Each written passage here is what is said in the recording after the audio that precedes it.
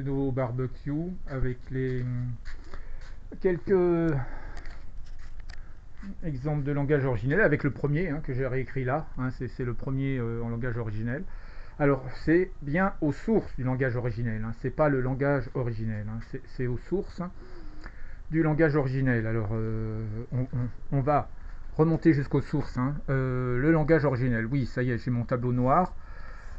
Au début, il y avait le sens et la forme. Le sens et la forme, voilà. Alors une forme, eh bien oui, elle a un sens parce qu'un carré, un rond, un triangle, déjà, ils sont pas égaux. Voilà. On leur donne un sens, ils sont pas égaux.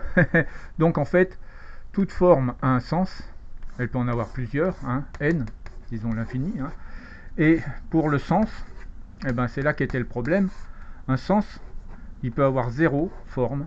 Ah oui, voilà. Là il y a le vide, et pourtant c'est un sens. Le vide a un sens. Et 1, 2, 3, etc. à l'infini. Il y a une symétrie qui est... il y a une faille dans la symétrie. Voilà, c'est pour ça que ce monde est là. Et la poésie, elle est au milieu. La poésie, elle est au milieu. C'est-à-dire que les plus beaux signes, entre la forme et le sens, eh bien, ils sont au milieu. Voilà, c'est le langage originel, il est au milieu. Voilà. Bon, j'efface ça. Ouais, il tient pas bien ce tableau. Alors, en fait, le langage originel, il est d'une simplicité. En fait, on va donner aux moindres formes le sens primordial. Alors, c'est de l'autre côté, voilà, c'est de l'autre côté. Voilà, voilà, et voilà. Vous savez tout du langage originel puisque le voilà. Voilà, il y a des points avec 3 harmoniques du serpent, 3 harmoniques de l'esprit.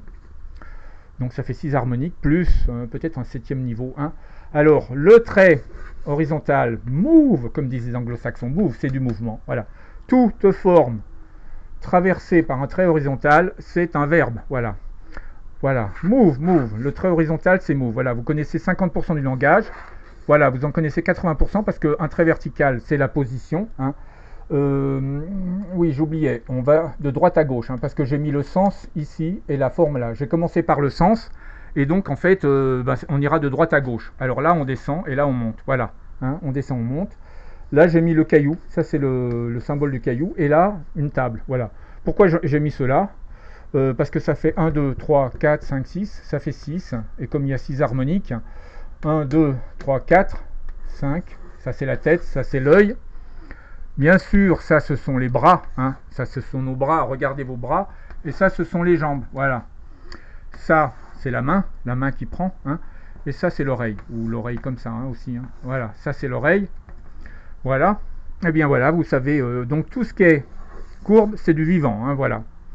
Vous savez tout du langage originel. Voilà. Vous savez, sauf les harmoniques. Ceux-là, je les écrirai la prochaine fois. J'écrirai les premiers piliers de la création.